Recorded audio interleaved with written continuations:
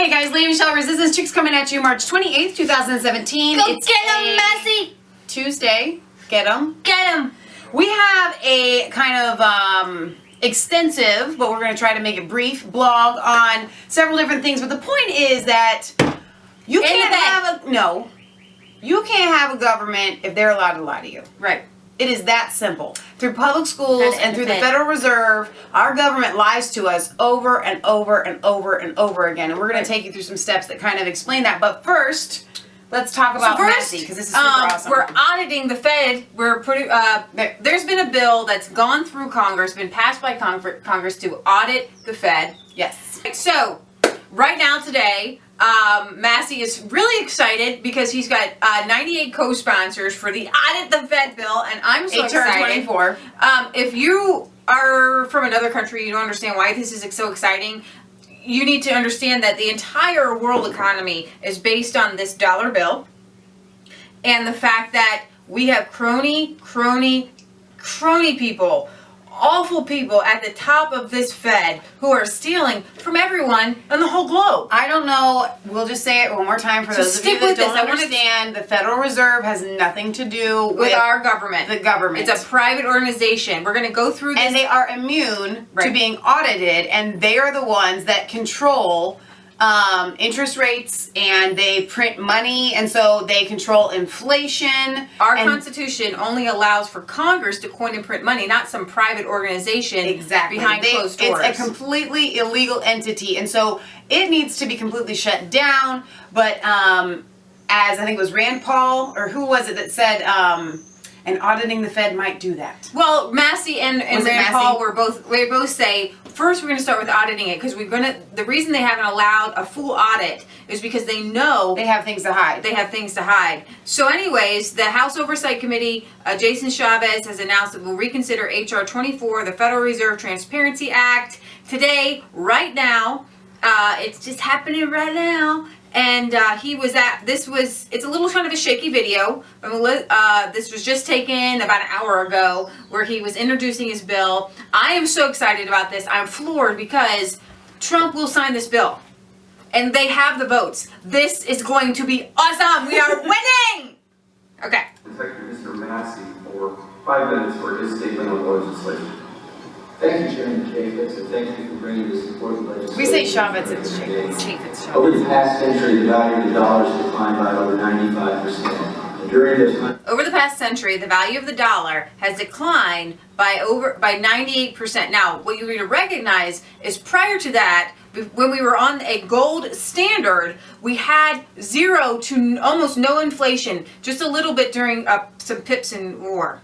100 years, the Federal Reserve, the organization established by us, the Congress, to manage Congress's Article 1, Section 8 authority to coin money and regulate the value thereof, has operated. So what we did was we gave Congress gave their authority, which they to someone else. Weren't allowed to do. Under a shroud of secrecy. Under shroud of secrecy. My bill, H.R. 24, the Federal Reserve Transparency Act, would put an end to that reign of secrecy.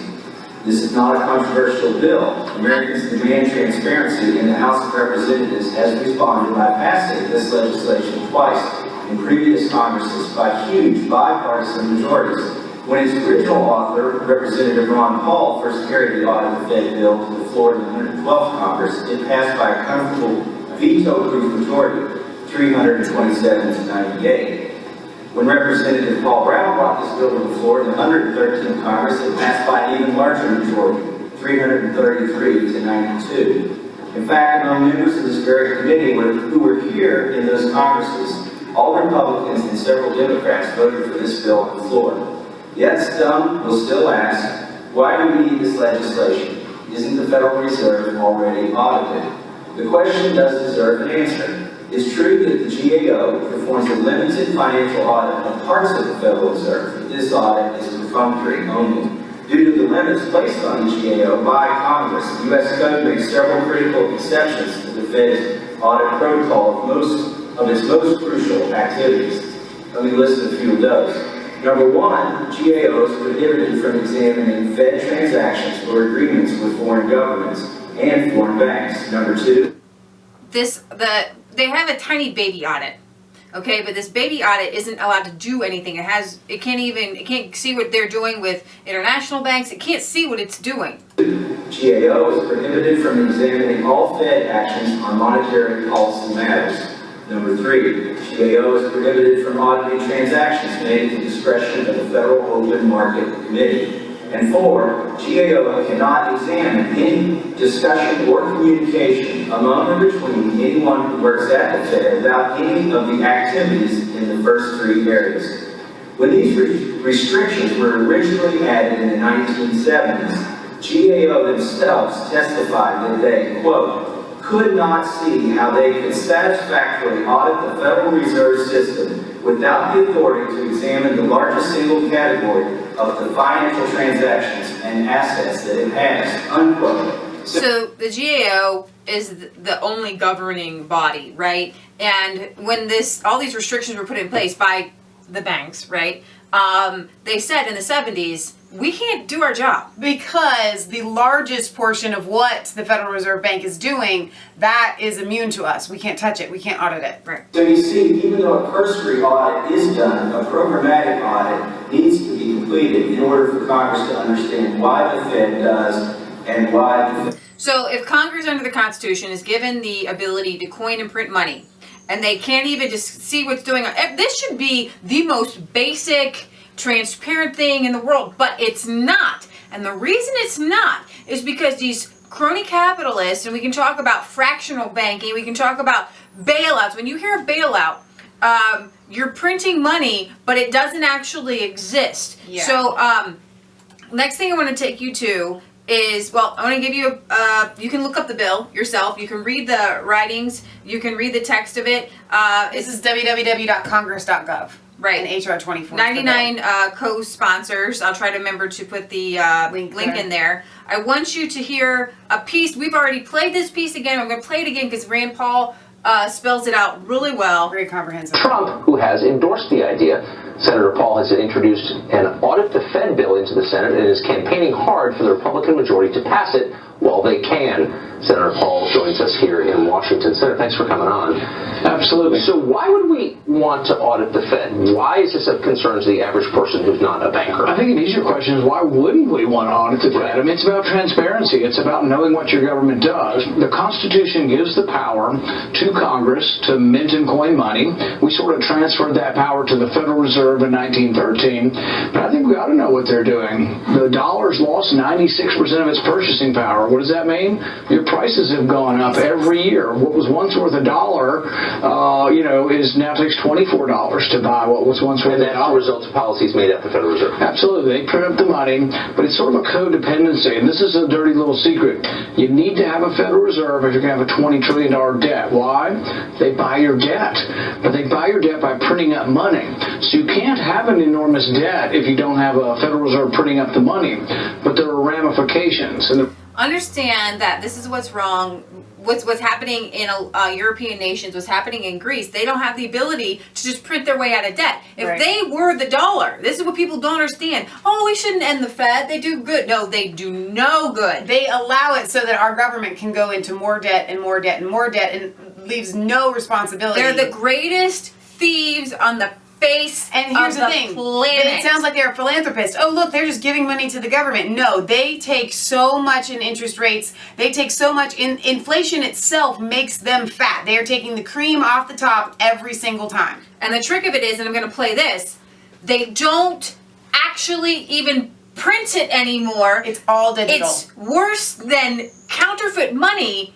They just put a little dollar. If you had the ability to go into your bank account and start adding a bunch of zeros, who's to stop you? And there's no one stopping them. They are not audited. There is no one over them. Zero. Let me tell you what this is like, you guys. Zero. As far as the audit goes. Insane. It was illegal for Congress and the Senate to give this power over to the Federal Reserve, but now that it's there, what it's like is having an accountant. You have an accountant and they are supposed to manage your funds, but your accountant tells you that you are never allowed to go and analyze what they are doing with your funds. Right. Now add to that exponentially that they keep putting you in more debt and more debt and more debt. Oh, and you go to your accountant and say, listen, I spent way too much money, and your accountant says, don't worry. We'll just add I'll some just more add zeros. some more into it. But they're going to take the cream off the top again. And it's this sick, disgusting relationship that the Federal Reserve just needs to crumble and collapse like the EU. The only way it can work is through computers. Exactly. If without computers, it wouldn't exist. Well, it did up until this point, but now it's gotten so they had bad. to print it first. Exactly. And now it's gotten exponentially worse. Right. Because they don't even have to print it down. Right.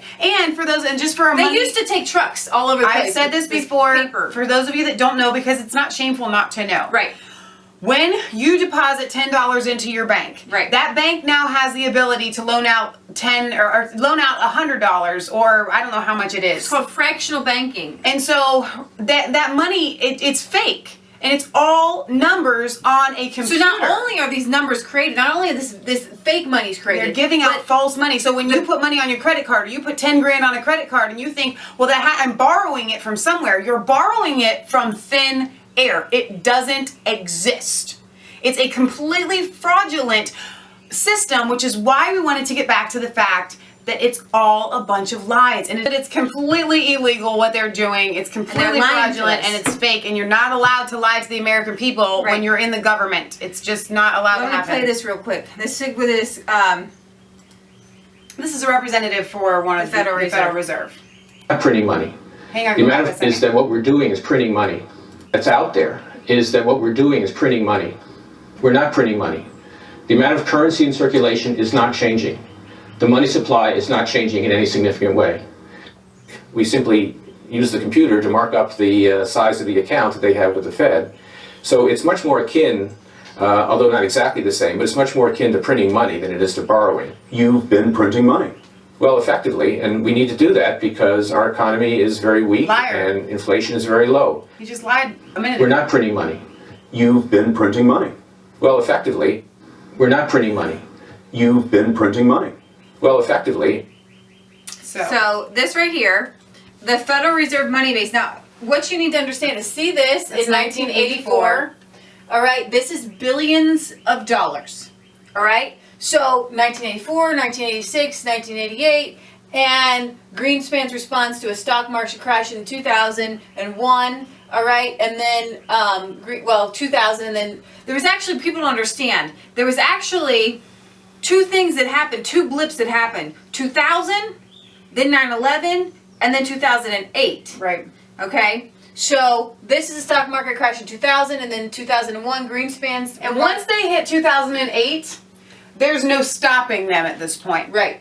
They have to be shut down. And like Massie said, and auditing the Fed might do that, because what's going to happen when people open up the records, even though this is as plain as the nose on your face, they're going to get down to the nitty gritty, and it's going to have to be shut down. But like Rand Paul said, unfortunately, the dirty little secret is that there's this codependent relationship with the fact that the United States they know that every year they get in more debt and more debt and more debt. And imagine if you were a person that lived off of credit cards, and all of a sudden you weren't able to use those credit cards ever again, and you had debt, and you used the credit cards to pay off of more debt, and all of a sudden you have no more credit cards to pay off more debt, and you're just sunk, and it's like... So this ties in completely with Rockefeller, completely economic with collapse. Carnegie. The only way this works is with a dumbed down public. And the way you get a dumbed down public is you say, you've got 13 years of public education. You're smart. You're ready to enter the world. And you know what?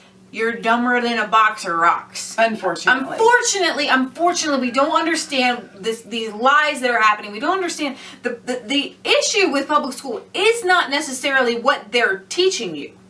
It's what they're not teaching you. And I think what a lot of people don't understand is they think that if they are a citizen of the United States, that they're not really responsible to know these things. Here's the thing. If you live here and you're a citizen, this is your country. Right. And you are responsible to know. This debt belongs to you. We are the government. Me, it belongs to all of us, and it was illegally placed on our shoulders. This is the government of the people, by the people, for the people. And America, we live relatively comfortable lives. They say that some of our poorest people are better off than the richest people in the third world countries. But you have to understand that our leaders, starting with the Rockefellers and the Carnegies, this is how they work. They're like, we're going to get this club together, right? And I'm going to, give you all a little piece of the pie as we steal from everyone else. We as a nation, and I am not America hating. America is in my opinion, the best country in the world. But what has happened to America is the worst thing that could ever happen to a people who we trust too much. We trust that when we go to school that our teachers are telling us everything that we should know. All the truth in the world. But we know that liberal progressives took over the curriculum. And it wasn't necessarily, it was like I said again, it wasn't necessarily what they're teaching you, it's what they're not teaching you. It's the omission. And you don't know when something has been omitted. You can't call that out. How do you just know that George Washington was a man of God and he was bulletproof and he rode out front in front of everybody to protect them because he knew that God was not going to allow him to die? That's not in your textbooks.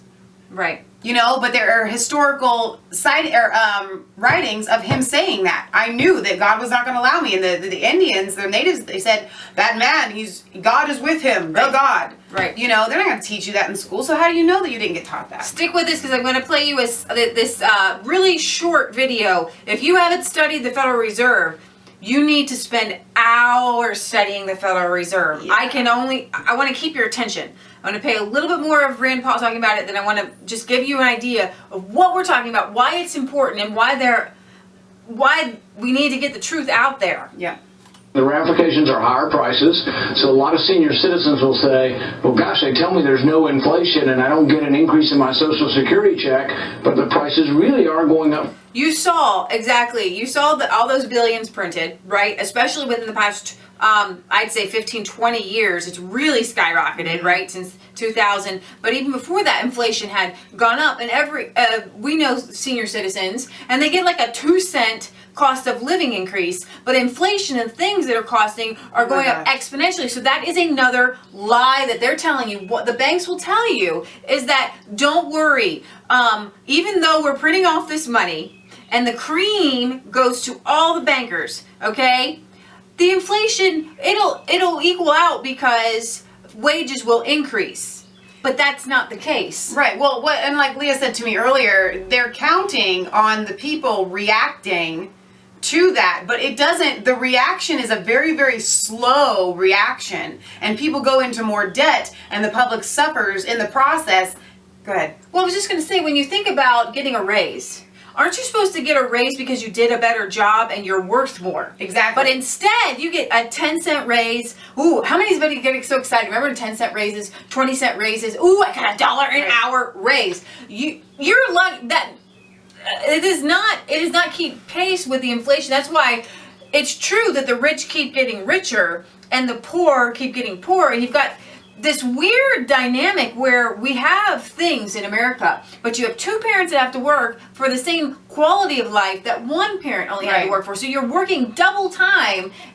And it used to be like Leah said, when you got a raise, your quality of living would increase. But now people are literally getting raises just so they can maintain the quality of life that they currently have because of inflation. Example, this house that we live in was bought by my grandfather, I'm going to say 1965. for about $20,000. It was a little bit less than that. Maybe 15, okay? And he never wanted to buy anything on credit. So he borrowed and from his aunt so that he could pay it back. He never wanted to buy a car on credit. He would buy everything with cash. In the 60s, there weren't Visas and MasterCards that you could just go cha-ching, right?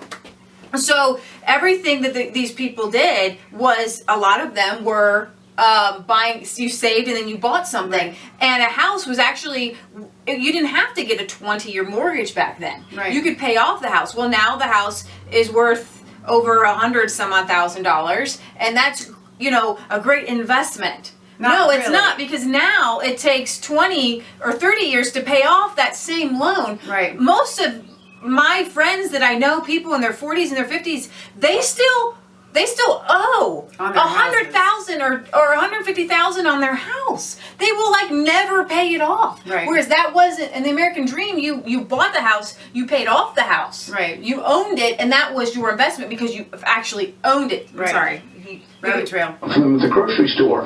So it all depends on how you measure inflation. So there's been a massive amount of wealth floating around over the past 10 years, but famously, most of it seems to have stuck to a relatively small number of people. It's one of the factors behind this election. I think most would agree. Pause it right there. I know I hate to do these rabbit trails. That massive amount of wealth that he just met. They're not printing the money, so it's not here. You saw that big spike right here. You saw what in the thing. They can't remember that it was there. You saw the big spike. That went from, I think it was like a little bit less than $500 billion to well over $5,000 billion in about a 10-year period. Right. So when Tucker Carlson said there is so much wealth that's sticking to only a few amount of people, they just printed it in their digital numbers and they put it in their pockets. The big bailouts that Obama did in 2008, the trillions of dollars. They flooded the economy with money, but because it's fake, it has nothing to hold it up, and then all of the prices are going to follow. They already are following. Even George Bush thought he would give a $250 piece of money to everybody because, oh, great, guess what? We have a budget surplus. It's just insanity. When you're in debt, you don't have a budget surplus. Anything you have extra goes to pay down that debt. Every parent, every responsible adult knows that. With Fed policy. Well, the interesting thing is, everybody, particularly Democrats, talk about income inequality, but I think the Federal Reserve has a lot to do with it because people get richer who already have money. So you and I might have to go out and earn it, or if you're a school teacher, you got to work to earn your money. But if you have a bunch of money and you park it at the Fed, they pay you to keep it there. So we actually use taxpayer money to pay people just to have it sitting at the Federal Reserve. What does the average person get out of the Fed's policy? Well, you could say they get to the government borrows an enormous amount of money, so we get stuff we don't pay for, but we also get something that we don't want, and that is the recessions and the depressions that come about. There have been more recessions and depressions, bad things, since we got the Fed than there were before the Fed. And they gave us the Fed, they said, oh, we're going to have less depression. Well, the Great Depression came right after the Fed, and all the downturns we've had have been with the Fed in existence. To be fair, it's been 100 years, though. I mean, it's a long time. Well, yeah, but a lot of downturns have happened. If you want to look at the most recent one, the crisis where the banking system was teetering on the brink in 2008, that was caused because the Federal Reserve kept the interest rates low and people kept building houses.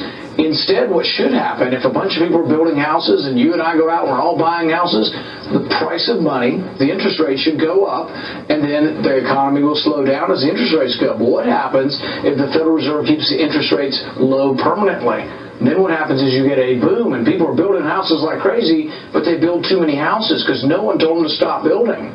Why did the Federal Reserve keep the interest rates low? To pay for a $20 trillion debt. If interest rates were to go back where they were historically, 5% or even 7%, the government can't pay for their debt. Okay, so I want to take you to this short explanation on the Fed and how the government is actually lying to us. And you have to understand that the only way that the Federal Reserve and the government lies perpetuated over and over again work is when you have control of the populace, the children. A few of us wake up. It's like the Matrix, right? Yep. But you're okay because you're keeping most of the people in the Matrix and in the system. Right. Somebody said the other day, I wish I hadn't taken the red pill, or, I wish I'd taken the red pill. Anyways, so here's the thing. You need control of the children. You raise them up and you tell them, this is what we do, this is why we do it, and they're brainwashed that when we talk to them and they first realize, when you sit down with people, when you first show them the Federal Reserve, when you tell them about the creature of Jekyll Isle, when you show them how the crony Rockefeller and capitalists got together, we're like, listen, they're going to regulate us. Let us put forth the legislation, which is what happened with the Federal Reserve. Let us make terms that will actually make us richer, that will actually make us more powerful. When you realize it, you get really disillusioned, you get sad, you get upset, but don't get upset. It's going to turn around. It's turning around.